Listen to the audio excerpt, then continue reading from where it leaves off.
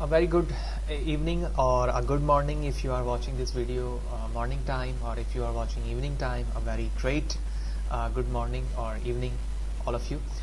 Last video session तक हमने इन तमाम चीज़ों को देखा कि लेआउट किस तरह से डिज़ाइन किया जाता है। टॉप से लेकर हमने अभी तक इस आई फ्रेम के टैग तक की तमाम चीज़ें देख ली हैं। अब हमें कुछ आर्टिकल्स या सेशन नीचे बनाने हैं, और मैंने प्रीवियस वीडियो सेशन पे कहा था कि इसी डिव के अंदर हमारी मज़ीद इन्हेंसमेंट होगी, यानी मज़ीद काम इसी डिव के अंदर हम करेंगे जो कि पैरेंट और डार्ट के साथ यहाँ पर मौजूद है। तो यहाँ पर आने के बाद मैं एक डिव ओपन करता हूँ और इसे क्लोज करता हूँ।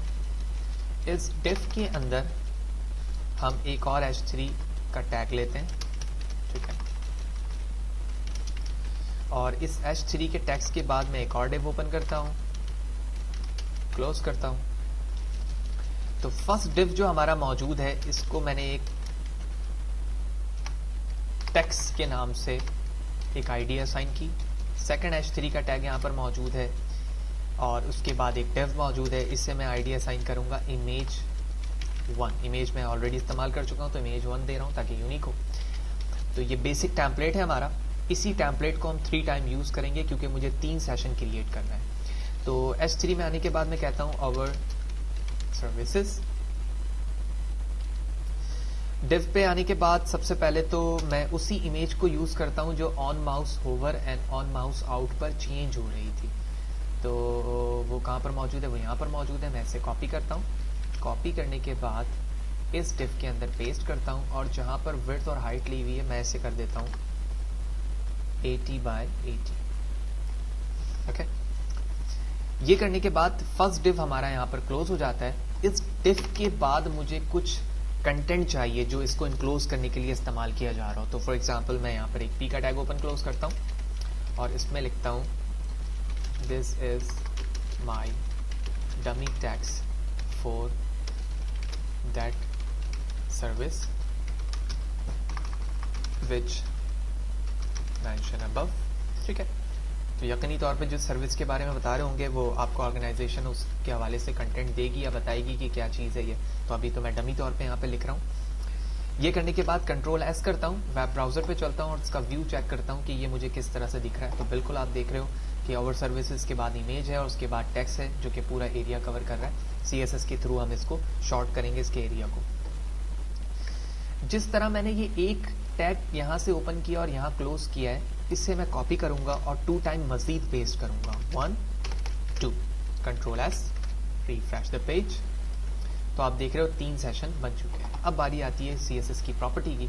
तो मैं यहाँ पर चलता हूँ। सबसे पहले जो हमने टैग बनाया था उसका नाम था टेक्स्ट। तो मैंने टेक्स्ट को कॉपी किया, CSS की फाइल पर आया, हैश के साथ टेक्स्ट लिखा, स्मॉल ब्रैकेट ओपन क्लोज किया, जूम करूंगा और हम यहाँ से प्रॉपर्टी देखेंगे कि यहाँ पर किन किन प्रॉपर्टी की ज़रूरत है जो कि आप टेक्स्ट पर अप्लाई करना चाहते हो। ओके, तो टेक्स्ट पे सबसे पहले तो मैं बैकग्राउंड कलर ऐड करने की कोशिश करता हूँ। तो मैंने लिखा बैकग्राउंड कलर, और कोई कलर ले लेते हैं, दिस वन, ठीक है। उसके बाद इसकी विड्थ डिफाइन करता हूँ क्योंकि विड्थ से मैं इसके टेक्स्ट को कवर कर पाऊंगा क्योंकि वो एरिया बहुत कवर कर रहा है। मार्जिन लेंगे हम यहाँ से ऑटो। उसके बाद मैं डिस्प्ले इनलाइन ब्लॉक करता हूँ ताकि वो ब्लॉक लेवल पे शो हो। नाउ बॉक्स शैडो लगा देते हैं हम यहाँ पर कुछ स्टाइल के लिए। तो box shadow 3 pixel 3 pixel 3 pixel green, and now padding 50 pixel. चारों डायमेंशन पे बॉर्डर ले लेते हैं यहाँ पर 3 पिक्सल सॉलिड, हैश के साथ कोई कलर, दिस वन, और टेक्स्ट अलाइन सेंटर। तो ये कुछ प्रॉपर्टी लगाई मैंने टेक्स्ट पर। जूम आउट करता हूँ, वेब ब्राउज़र पे चलता हूँ, पेज को रिफ्रेश करता हूँ, और उसके बाद हम देखते हैं कि ये प्रॉपर्टी आप देख रहे हो कि कितनी प्रॉपर दिख रही है मुझे। और ना सिर्फ ये एरिया कम ले रहा है बल्कि साथ ही साथ एक मीनिंगफुल व्यू पे मुझे दिख रहा है। ऑल्दो बैकग्राउंड कलर इसका कुछ बेहतर नहीं है, तो मैं बैकग्राउंड कलर पे चलता हूँ और इसे चेंज कर देता हूँ, ये अच्छा नहीं लग रहा। तो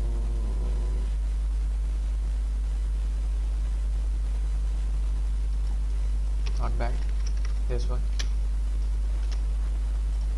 ठीक है, तो देख रहे हो आप, इस पे ये चीज़ इंप्लीमेंट हुई, लेकिन इसके बाद जो मौजूद है उस पे ये चीज़ें इंप्लीमेंट नहीं हुई। इसकी वजह क्या है देखते हैं।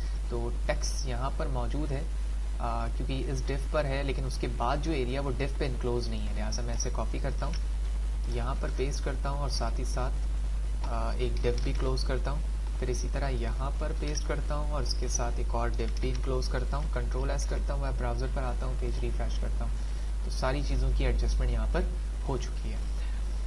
ये करने के बाद हमें इमेज के टैग पर चलना है और इमेज के टैग पे कुछ प्रॉपर्टी ऐड करने की ज़रूरत है नहीं, ऑल्दो टेक्स्ट अलाइन सेंटर कर देते हैं हम इसे।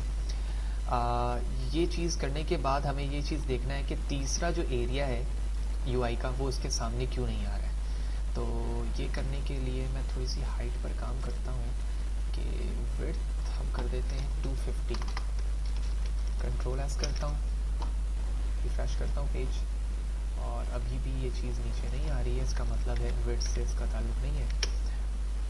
सोर्स पे चल के देखते हैं। तो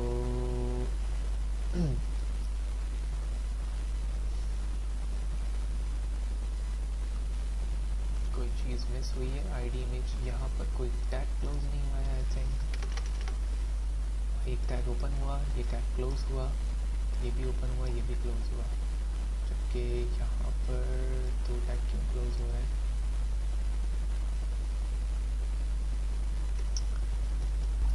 ओके, तो बेटर अंडरस्टैंडिंग के लिए मैं एक काम करता हूँ। सबसे पहले तो गलतियों को चेक करने के लिए मैं एक तरीका ये करता हूँ कि पहले डिफ के बाद जो सर्विसेज का था उन तमाम को मैं डिलीट करता हूँ।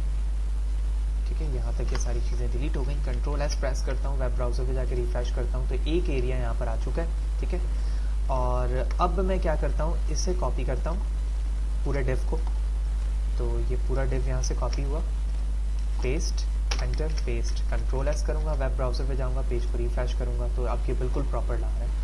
हो सकता है पहले हमने कोई टैग क्लोज करना हमसे मिस हो रहा हो, या कोई चीज़ कहीं पर कोई चीज़ मिस हो रही हो, यही वजह है कि ये चीज़ नीचे की तरफ विजिबल हो रहा था। मज़ीद इन्हेंस करने के लिए पूरे इस टैग को, जो कि यहाँ से स्टार्ट हो रहा है पोजीशन, इससे मैं सेंटर पे इनक्लोज करता हूँ। CENTER, सेंटर का जो टैग होता है मैंने ओपन किया, और जहाँ पर ये क्लोज हो रहा है वहाँ पर आकर मैंने सेंटर के टैग के क्लोज किया। कंट्रोल एस प्रेस करूँगा, पेज को रिफ्रेश करूँगा, और अब आप देख रहे हो प्रॉपर्ली तमाम चीज़ें, आर्टिकल हमारी इतनी सेंटर पे मौजूद है, बॉर्डर भी वैसे ही है, सर्विसेज इमेज भी प्रॉपर्ली काम कर रही है।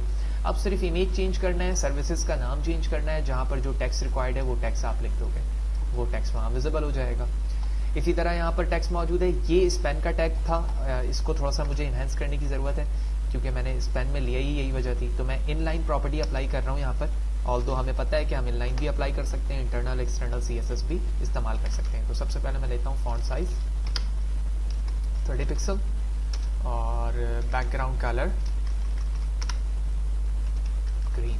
कंट्रोल एस करता हूँ, प्रीव्यू पे करता हूँ, पेज को रिफ्रेश करूँगा, और आप देख रहे हो कि वो चीज़ें प्रॉपर्ली हमारे अपने इफेक्ट के साथ यहाँ पर शो हो रही हैं। तो स्पेन से फ़ायदा ये होता है कि वो वर्क डिफ की तरह करता है, लेकिन वो ब्लॉक लेवल नहीं बल्कि इन लाइन एलिमेंट है, यानी एक ही लाइन पे मल्टीपल स्पेन के टैग को आप इनक्लोज करोगे तो वो बिल्कुल इस लाइन की तरह विजिबल हो जाएगा। लेकिन जब मैंने BR का टैग लगाया या फिर स्पेस क्रिएट किया या कोई इफेक्ट दिया जिसकी वजह से वो नेक्स्ट लाइन से अनदर टेक्स्ट विजिबल हो रहा है, साथ ही साथ मैंने यहाँ पर यूट्यूब से वीडियो भी इनक्लोज करा दी, आर्टिकल भी बना दिया। अब एट लास्ट हम नीचे पहुँचेंगे कि मज़ीद क्या चीज़ों की ज़रूरत हो सकती है, और उसके बाद हमारा फुटर पार्ट होगा। तो होपफुली ये तमाम चीज़ें क्लियर होंगी जो इस वीडियो सेशन के अंदर हमने किया, कि किस तरह से हम आवर सर्विसेज के आर्टिकल को यहाँ पे क्रिएट करते हैं, इसमें टेक्स्ट लाना, इसके CSS की प्रॉपर्टी जो कि सिर्फ और सिर्फ टेक्स्ट पर मुश्तमिल है, इन चीज़ों को हमने ऐड किया, और उसके बिहाफ पर हम यहाँ पर इस प्रीव्यू को गेट कर पा रहे हैं। तो इस वीडियो सेशन पे इतना ही। नेक्स्ट वीडियो सेशन पे हम मज़ीद चीज़ों को डिस्कस करेंगे।